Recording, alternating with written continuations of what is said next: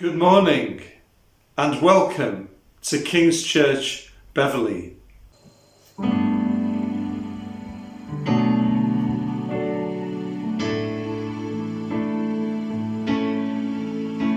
give life, you are love, you bring light to the darkness, you give hope, you restore every heart that is broken. Great are you, Lord,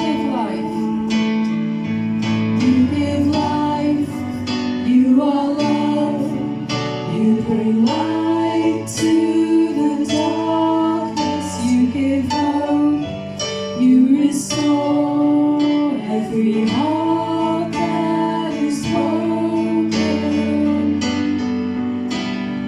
Great are you, Lord, it's your breath in our lungs, so we pour out our praise, we pour out our praise. It's your breath in our lungs, so we pour out our praise to you. It's your breath in our lungs, so we pour out our praise, we pour out our praise. It's your breath in our lungs, so we pour out our praise to only you.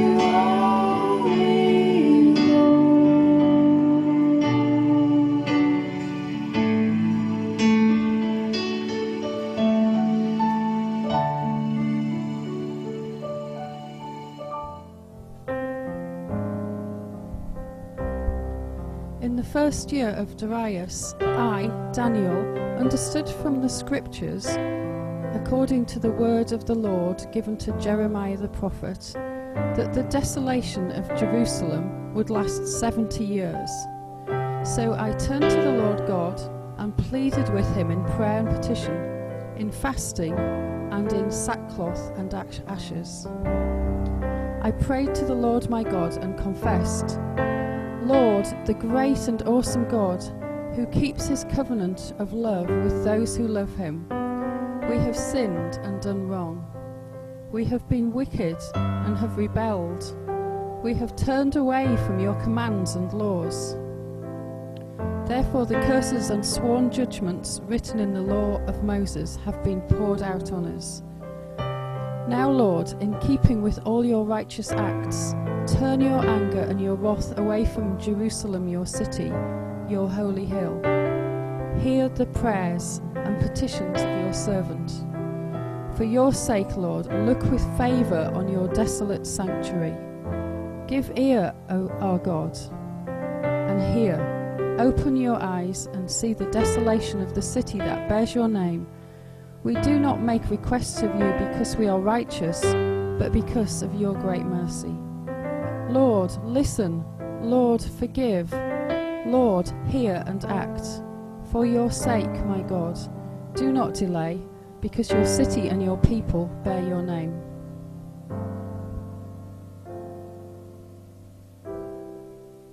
This morning I'm going to continue with my series on the book of Daniel. And those that have been following the series will know that in the year 606 BC, the young Daniel, a teenager, was taken prisoner from his home city of Jerusalem by the invading Babylonian army.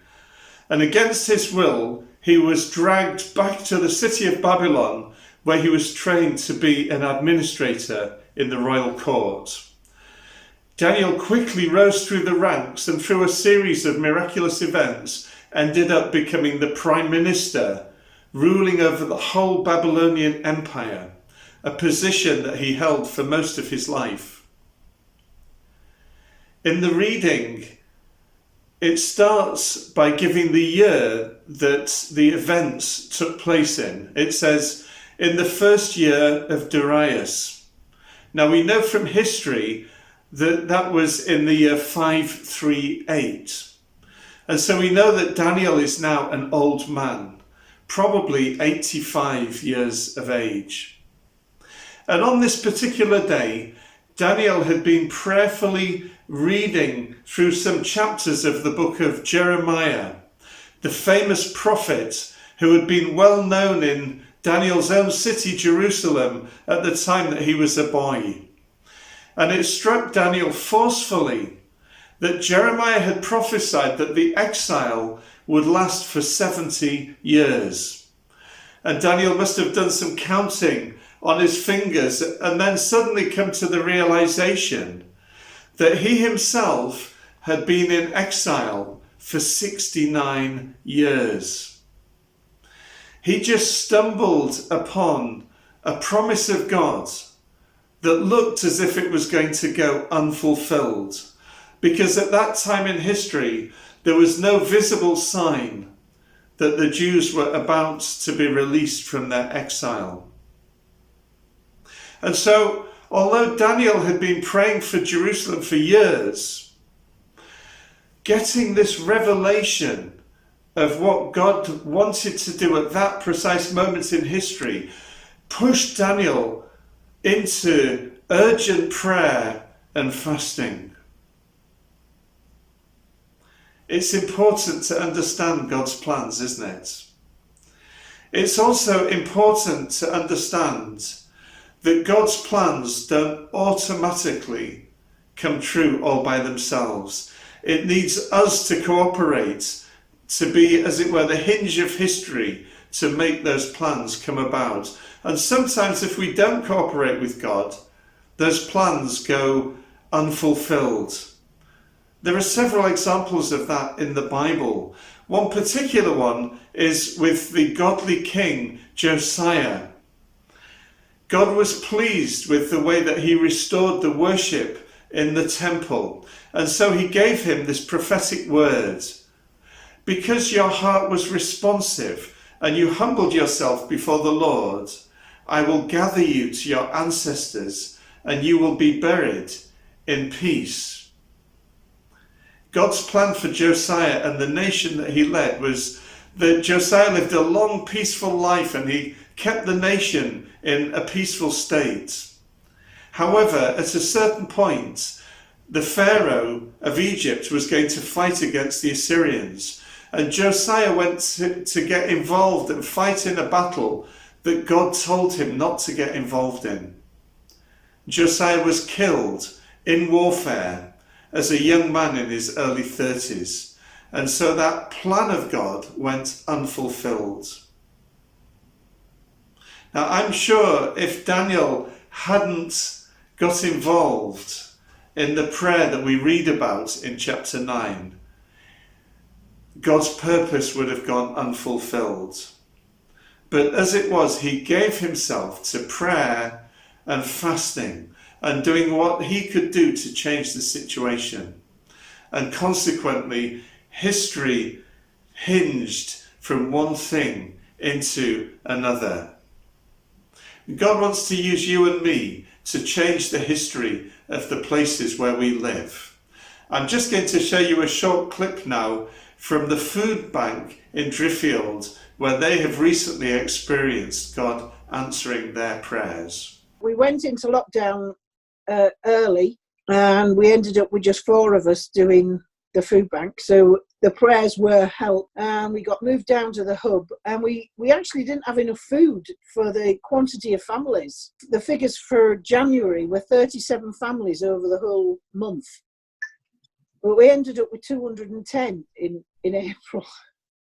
So our whole stock of food disappeared ever so quickly. We started having little prayer meetings as we went into the hub.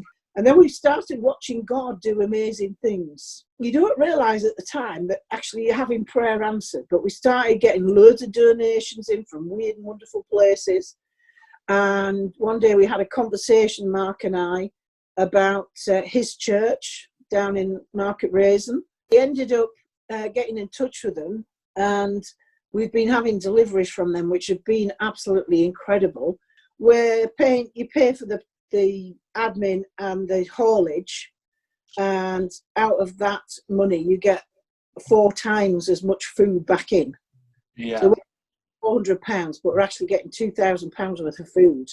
Fantastic. Which is just amazing, and that's covering all the gaps. It's all the treat things, the cereal we can't get hold of, all weird and wonderful things, but it's amazing. Before Christmas, we needed mountains of bags for our normal Christmas delivery, and I got in touch with loads of firms. None of them, some of them didn't even get back to me, and this one firm called Smart Bags actually got back to me and said, well, what do you want? But I need this size of bag to put tins in. It has to be capable of carrying 18 kilos of food. We still had 300 left. So we took them with us, and they disappeared rapidly. As you can imagine, if we had 210 families, that was actually about 310 bags that went out. So they disappeared within 2 or 3 weeks. And I rang him up now. I was like, have you got any more bags? I don't care what they're like. I just need bags. And I explained what was on. He said, send me an email, which I did. And within a week, he'd sent me 500 for free. I just needed to pay the haulage. And that was the absolute answer to prayer. God just went before us. The same thing happened with suppliers. We couldn't find a wholesaler to save your life. There was just none available. Nobody would deliver through April into early May. We couldn't find anybody that would supply us wholesale food. And all this time we're praying, we need some suppliers, Lord. One Sunday afternoon, I got a phone call saying, can we put a donation in your bank, and what's the bank account? And we ended up having a conversation with this chap, and he said he'd started a sort of mini shop in the village hall. And I said, oh, have you? Where do you get your stuff from? And he says, oh, this supplier in Bridlington. I said, oh, can you send me the details? He said, oh, yeah, that would be great. So as soon as I got off the phone with him, I had a long conversation with him. It was very interesting, all these connections. We ended up going to the supplier he'd suggested, and she said, I emailed them in on the Sunday afternoon, were very naughty of me. And she got straight back to me, rang me straight up. She said, I've just been picking up my emails. I don't usually do it on a Sunday. So God orchestrated this chap to give us some money, but he also orchestrated us getting into the supplier. At the same time, we were given a grant for 10 grand to actually pay for it all.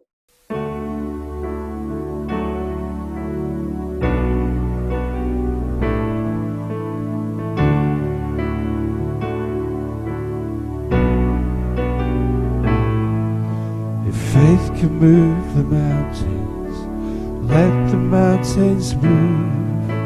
We come with expectation, we're waiting here for you.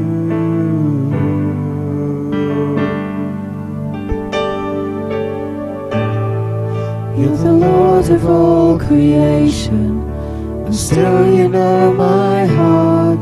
You're the author of salvation. You've loved us from the start,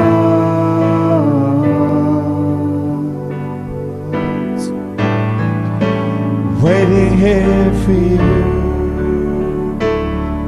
with our hands lifted high in praise, and it's you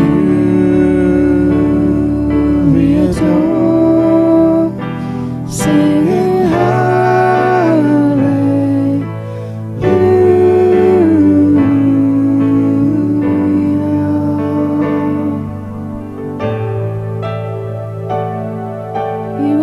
everything you've promised.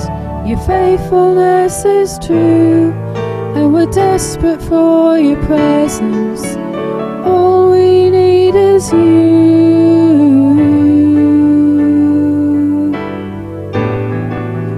Waiting here for you,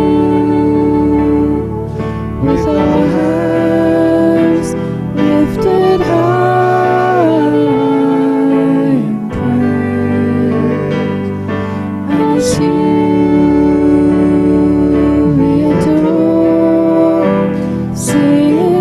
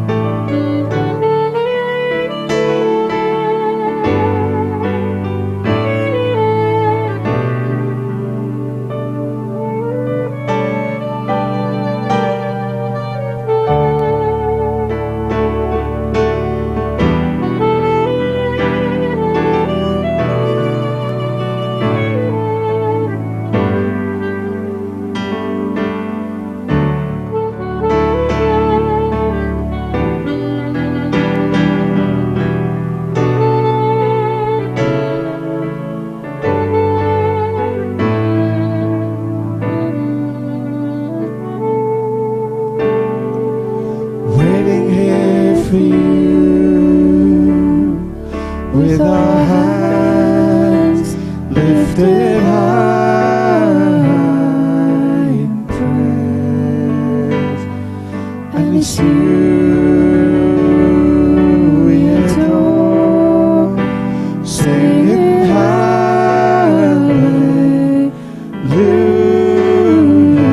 singing hallelujah,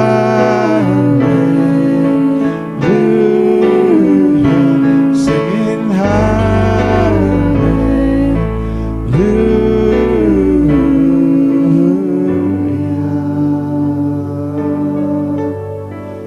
waiting here for you.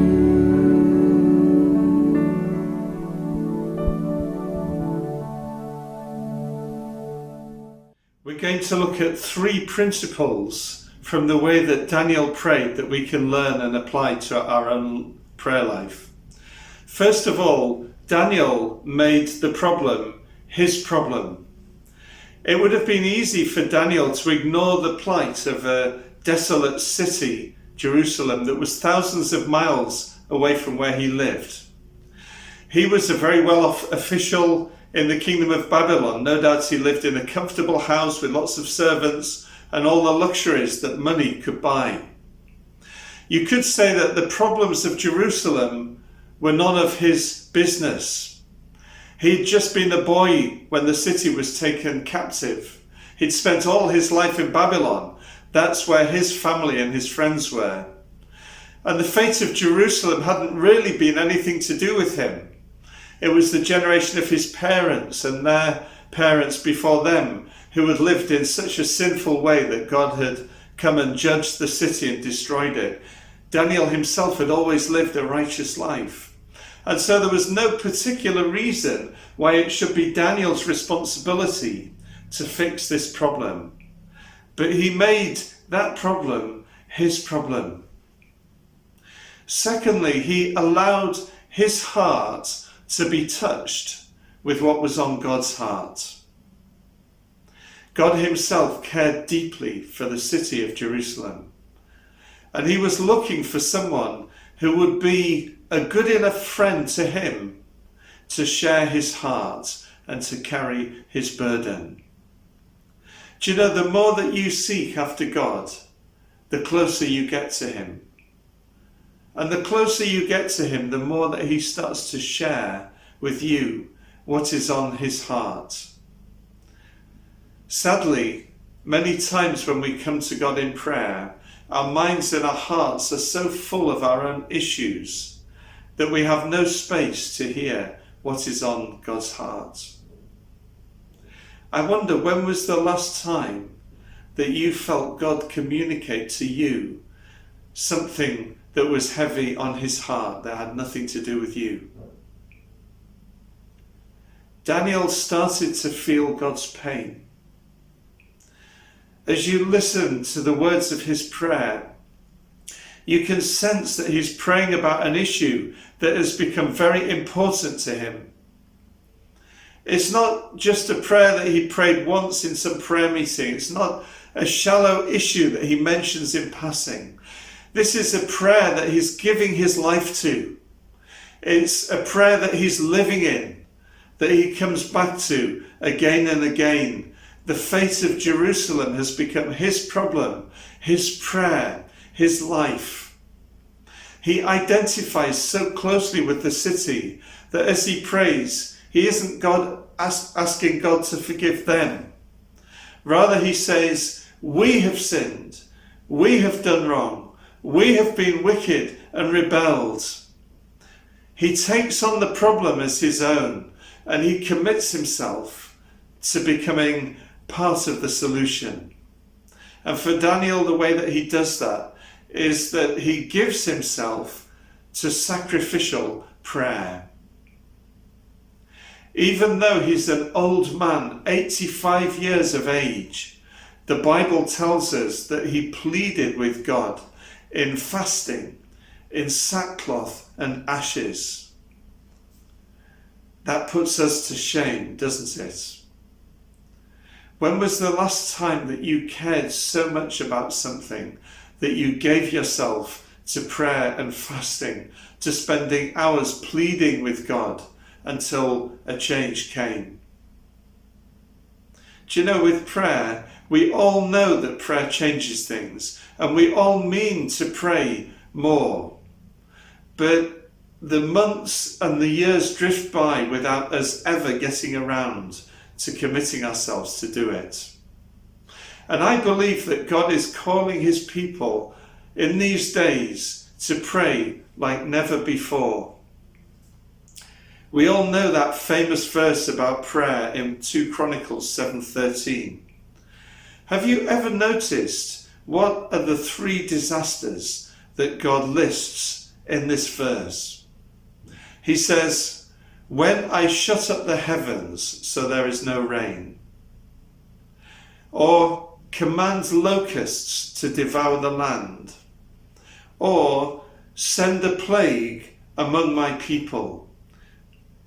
If my people who are called by my name will humble themselves and pray and seek my face and turn from their wicked ways, then I will hear from heaven. I will forgive their sin and will heal their land. Did you know that in the last 12 months, there's been no rain across huge parts of the normally fertile world? Just a few months ago, we watched on our telly as thousands of bushfires burned right across the nation of Australia because there'd been no rain. And right now in East Africa and in India and Pakistan, huge swarms of locusts are devouring millions of hectares of crops and pasture land.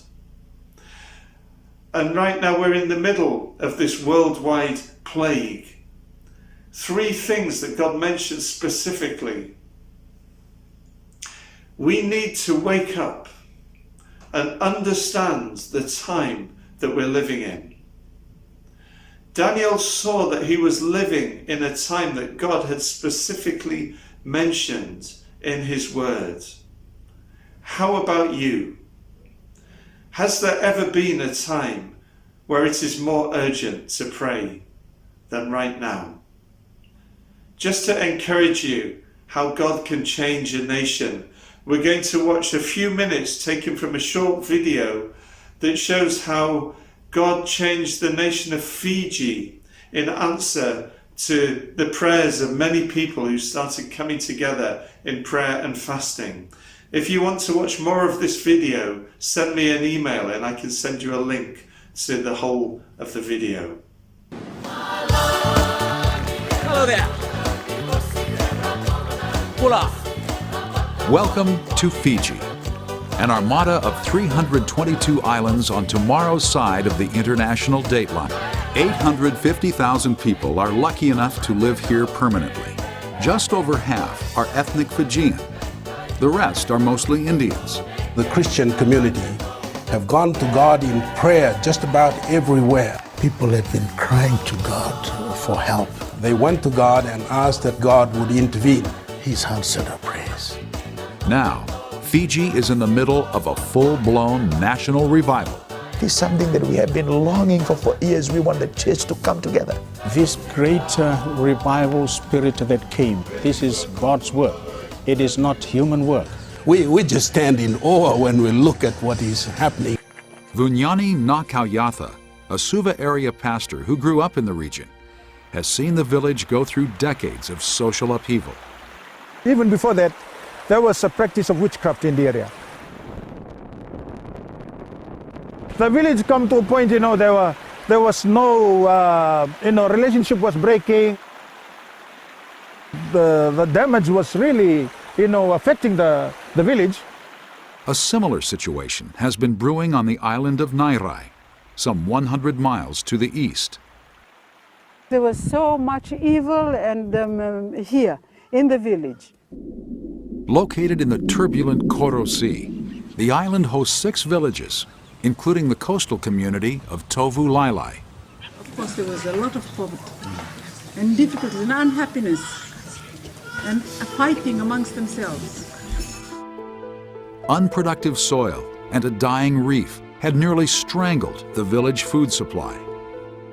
That particular village, there was no fish. For 55 years, they had not seen this fish, which they called their own. In the early 60s, Nuku's spring-fed water became a toxic witch's brew, killing nearby crops and causing debilitating brain lesions. It was midday when the water turned white, and every one of us who was swimming in the river had to flee. As the decades passed, Nuku's problems mounted. Finally, in the spring of 2003, the people had had enough. They came to me and we decided, what shall we do? I said, we should go to God about it. We had our tribal meeting at the shed over there, and everyone from neighboring villages came to it. Everybody just confessed and identified the sins of our forefathers and all the tribal warfare, the bloodshed and witchcraft, which to us was a powerful time. The solemn assembly, which for days preempted all other activities, lasted from 9 a.m. until midnight. People would weep for 4 to 5 hours, crying out on God and falling on their faces. Over in Tovu Lailai, an identical cleansing unfolded under the guidance of Methodist Bible teacher Inosi Vono. He prepared the hearts, the minds, and the souls of the people through the Word of God and through consultations with the members of the community. And then if they want the new to come, which is Jesus, then they have to clean all the old things out. So this working in the villages, where people are just turning to God, bringing all the idols and all the witchcraft things, and seeking the face of God, praying and fasting. That's new. In Nuku, God's presence brought instant healing to waters poisoned for more than 4 decades. Just like that. So it's beyond us. We can't believe it. It's too good to be true. You could see right on the river banks here, this is to die, is to, just wither. But now the grass is coming back. And even back here, you could see, this was not even growing properly. And you could see back there, people are planting taro closer to the bank of the river, which, was not done before. And the fish start coming in. Drawn by the Lord of the Seas, the fish are returning to Tovu Lailai as well. Just after the church service in the morning, and they saw the fish coming towards the sand. How many fish did you count? Total 3,957. They started loading it into the boat and just praise God and thank God, because this was an unusual event. It was a great witness. It was a miracle. It had never happened before. But they just started dancing out from wherever they were, and they were shouting and singing and dancing. A powerful realignment is underway. The healing of the land is starting to emerge. We believe in a God that can do wonders like this. There's prosperity out there because God is working. The people are turning to God, and God is healing the land. It's not only the fish. There are crabs in the mangroves. Those were the biggest crab I've ever seen. They don't come that size now. Like in Rukua, there's also restoration of the land. The land itself bearing fruit. Trees that have been growing and not bearing fruit are just bearing. The community has totally been transformed within a year, less than a year. If you've been challenged by this morning's message to give yourself more to prayer, I'd really encourage you to start connecting with our East Riding House of Prayer. Twice every day from Monday to Friday, believers from across the East Riding come together for half an hour prayer on Zoom at 8:15 and 12:15. You can find the details of how to do that on the King's Church website. Let's not just think about prayer, but let's be those who commit ourselves to doing it.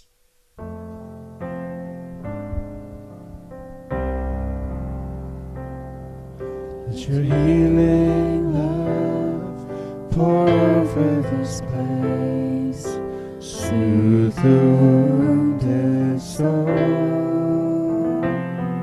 Let your healing love pour over this place, make your people whole. Restore our hearts, renew our minds, set the captives free. Let your healing love pour over this place, make your people whole.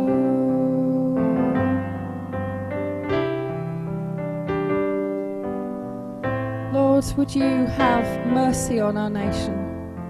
We lift our nation to you, and we ask that you would come and restore us. Lord, would you restore your purposes for our nation? Would you renew us in the things that you have for us to do and for all that you have for us to be? I pray that you would change hearts and minds. Come, sweep across our nation, change every household. Lord, let us turn to you once again. Let us start to follow your values and your ways once again. Lord, would you come in power by your Spirit? We need you. We need your Spirit to be at work among us. Lord, come in a new way. Help us hear and see what you're doing. Help us not miss these moments where you're offering us an opportunity to turn round and put you at the centre of life again. Amen.